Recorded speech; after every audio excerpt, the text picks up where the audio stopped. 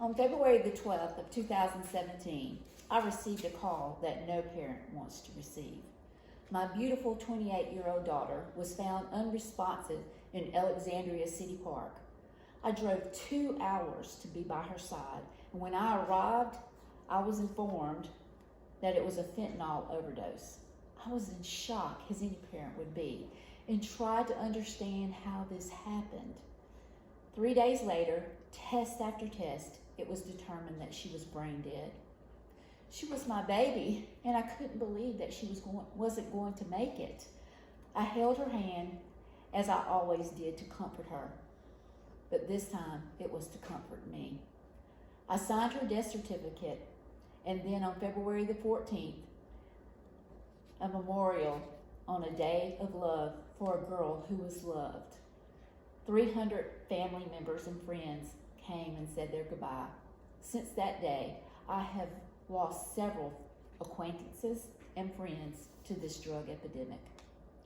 In the days to follow, I tried to reach out to others who were going through the pain and grief that I was. I knew I wanted to make a difference when it came to overdose epidemic, but I didn't know where to start.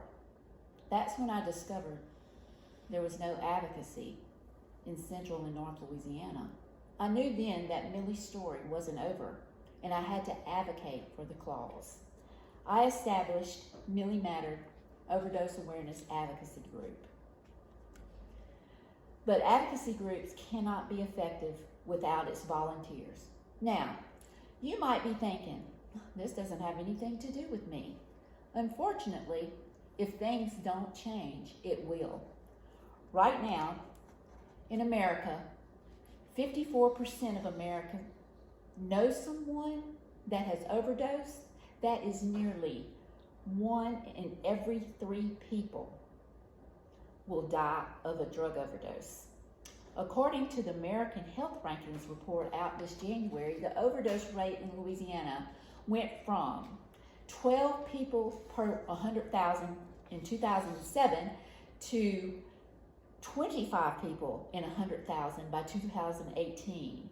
This past year, during the epidemic, Louisiana saw its highest increase with 50% spike, and that rose us to number 9 in the nation for overdose in statistics. You might be thinking to yourself, well, this won't ever affect me. I don't know anyone who's ever died of an overdose. Well, according to these numbers, if something doesn't change, you will. Overdose is destroying a generation of 20 to 30-year-olds, young adults, just like you. It's almost inevitable that you will experience a loss in your lifetime. This is why overdose advocacy is so very important. The best thing about overdose advocacy is that it doesn't require any experience. Everybody qualifies. You don't need experience, just willingness to make a change. Anybody can participate by doing something to help, setting up an event, writing to your government officials, making calls, or making a financial donation. Every area is needed, and all are important. If it was not for my advocacy volunteers, though, I could not put on an event. They are the heart of the advocacy. Advocacy provides a platform to tell your story. There's nothing more powerful than a person's testimony. For those of us who have experienced a loss, telling our experience can open hearts and eyes to the cause. Events are very important and essential as well. I host several events during the year. There's nothing like fellowship with like-minded people, meeting others that are passionate or interested in impacting a change. It can help your community become more aware. My main event that I host yearly is called Millie Mattered Overdose Awareness Day. Every August in Alexandria City Park, I display the banners of the faces of Can You See Me Now? The faces that are lost to overdose.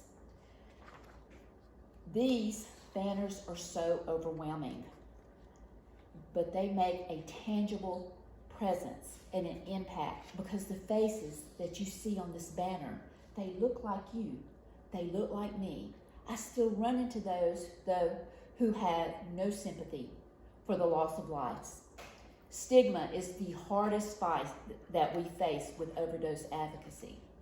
As I work Millie Mattered and post on Facebook, I have had some harsh comments come my way. There's still those that are against my efforts. They say such thing as, they deserved it. They should have just quit using, or good riddance, or once a junkie, always a junkie. And the best one yet was Millie's mother doesn't matter. Because of these types of people, I fight harder. We need to educate people. You never know, one day they might need my help. We're all humans trying to make it together in this planet, and I want to help anyone to avoid the pain and grief that I have experienced. I would hope after hearing my story that you would join me as friends, sisters, brothers, and community members coming together for a common cause to bring awareness to this horrible epidemic. I would like to leave you with my personal saying, one person can make a difference, but many can make a change. It is an epidemic of pandemic proportion, which there's no vaccine. Be the change that you want in the world. Millie Mattered, and help me let everyone else know how much they mattered. Be the voice for those who no longer have one.